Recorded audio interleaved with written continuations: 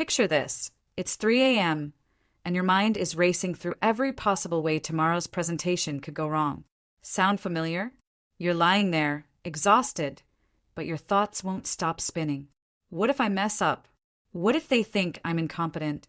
What if I lose my job? Here's the thing. You're not alone in this mental battlefield. Millions of people are trapped in cycles of anxiety, self-doubt, and endless overthinking every single day. But what if I told you that there's a simple yet profound shift in thinking that could change everything? What if the solution isn't about stopping these thoughts, but about changing how you relate to them? Today, we're diving deep into Joseph Nguyen's compact but powerful book, Don't Believe Everything You Think. This 99-page guide has been quietly transforming lives by challenging one of our most basic assumptions, the assumption that every thought we have is true and worth believing. Nguyen presents a revolutionary idea. While pain in life is inevitable, the suffering we add to it through our thinking is completely optional. I'll break down the book's core concepts, practical exercises, and show you exactly why this might be the most important book you read this year if you're tired of being at war with your own mind. Let me start with the book's central message, because it's going to challenge everything you think you know about your thoughts. Nguyen argues that the root of our emotional suffering isn't what happens to us, but how we think about it. Think about the last time someone cut you off in traffic. The event itself, someone changing lanes in front of you, lasted maybe 3 seconds. But the story you told yourself about it, that could have ruined your entire morning. What a jerk. People have no respect anymore. This always happens to me. See what happened there? The actual event lasted only seconds, but your thoughts about it sparked minutes or even hours of anger and frustration. This is what Nguyen calls the difference between pain and suffering. The inconvenience of being cut off, that's pain. It's temporary and inevitable. The story you create about disrespectful drivers and how the world is going downhill, that's suffering, and it's optional. Now, here's where it gets really interesting. Nguyen makes a crucial distinction between thoughts and thinking. Thoughts are like weather. They just show up without your permission. You don't choose to have the thought, "I'm not good enough," pop into your head during a meeting. It just appears, like a cloud drifting across the sky. Thinking, on the other hand, is what you do with those thoughts. It's the choice to engage with them, believe them, or build entire stories around them. This distinction is life-changing because it means you're not responsible for every random thought that enters your mind, but you are responsible for whether you take those thoughts seriously or let them pass by. Most of us have been doing the opposite our whole lives. We've been treating every thought as if it were important, true, and worth our attention. But what if most of our thoughts are just mental noise? What if questioning them, rather than automatically believing them, could set us free? Let me share how Nguyen blends different approaches to make this practical. He doesn't just throw Eastern philosophy at you and call it a day. Instead, he weaves together ancient wisdom, modern neuroscience, and mindfulness practices into something you can actually use. From Eastern philosophy, he borrows the idea of detachment from thoughts. Instead of being swept away by your mental chatter, you learn to observe it from a distance. Imagine watching clouds pass across the sky instead of being caught in the storm. Neuroscience shows that our brains create automatic thought patterns that become like superhighways in our minds. These patterns, especially the negative ones, become so automatic that we don't even notice them happening. But here's the good news. Neuroplasticity research shows we can actually change these patterns. Mindfulness becomes the bridge between ancient wisdom and modern brain science. It's not some mystical practice. It's a scientifically validated way to break harmful thought cycles. Through mindfulness, you can literally rewire your brain's response to thoughts. Now, let's talk about presence, because this is where Nguyen really shines. Most of us have been sold a lie about happiness. We think it's waiting for us after the next achievement, relationship, or purchase. But Nguyen flips this completely upside down. True happiness isn't found in some imagined future or nostalgic past. It's only available right now, in this present moment. And here's the problem. Most of us are never actually present. Our minds are constantly time traveling, worrying about tomorrow, replaying yesterday, planning next week. Meanwhile, the only moment we can actually experience, right now, slips by completely unnoticed. Nguyen describes presence as a skill that can be developed. It's not about ignoring your responsibilities or pretending problems don't exist. It's about engaging with life directly instead of through the filter of endless thinking. Let me share some practical techniques from the book you can start using today. First is what he calls the 5-minute thought watch. Set a timer for 5 minutes, close your eyes, and simply observe your thoughts without judgment. Don't try to control them or make them go away. Just watch them come and go like cars passing on a street. Most people are amazed at how chaotic their minds actually are when they start paying attention. But that awareness itself is the beginning of freedom. Another powerful technique is the traffic light method. When a thought appears, mentally label it as green for helpful, yellow for neutral, or red for harmful. This creates space between you and your automatic reactions. You start to see thoughts as mental events rather than absolute truths. The book also introduces belief journaling, which has transformed the relationships of thousands of readers with their limiting beliefs. Try this exercise. Write down a belief that's been holding you back.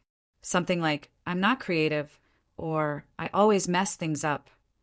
Now create 2 columns, evidence supporting this belief and evidence contradicting it. Be honest and thorough with both columns. Most people are shocked to discover how flimsy their negative beliefs are when actually examined. You'll often find that beliefs you've carried for years crumble under basic scrutiny.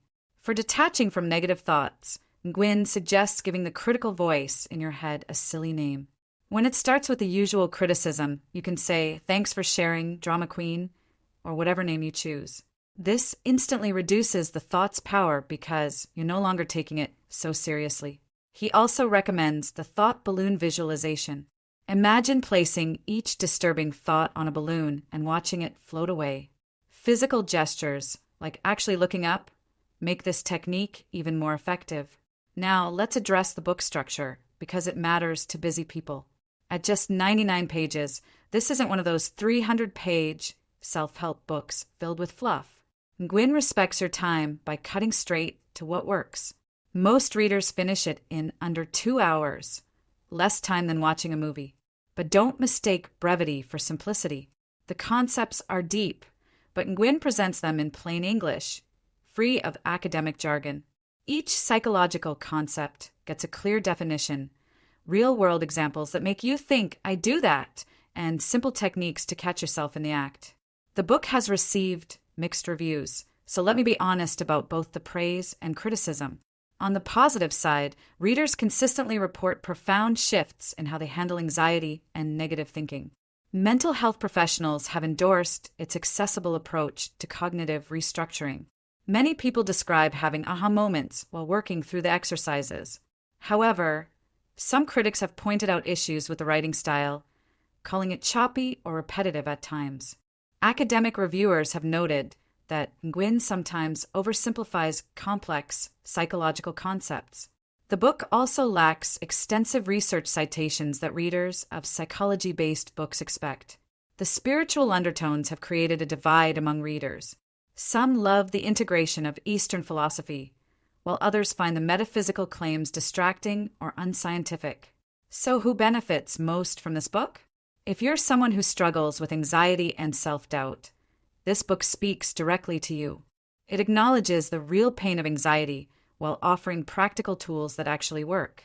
If you're tired of willpower-based approaches that leave you more exhausted than before, Nguyen's awareness-based method will feel like a relief. And if you're interested in mindfulness but don't have time for extensive meditation practices, the micro techniques in this book are perfect. They're designed for real people with busy lives, 30-second exercises you can do while waiting for coffee. The key insight that runs through everything is this: you are not your thoughts. You are the awareness that observes your thoughts. This shift from being your thoughts to observing them changes everything. When you realize that thoughts are just mental events, not facts about reality, you gain the freedom to choose which ones deserve your attention. Most of our suffering comes from believing thoughts that simply aren't true. I'm a failure. Nothing ever works out for me. Everyone is judging me. These thoughts feel real and important when they arise. But when you step back and examine them with curiosity instead of automatically believing them, they often fall apart. The book doesn't ask you to replace negative thoughts with positive ones. That's just more thinking. Instead, it teaches you to question all thoughts and develop a healthier relationship with your mind. This is particularly powerful for people who've tried positive thinking and found it doesn't work long term.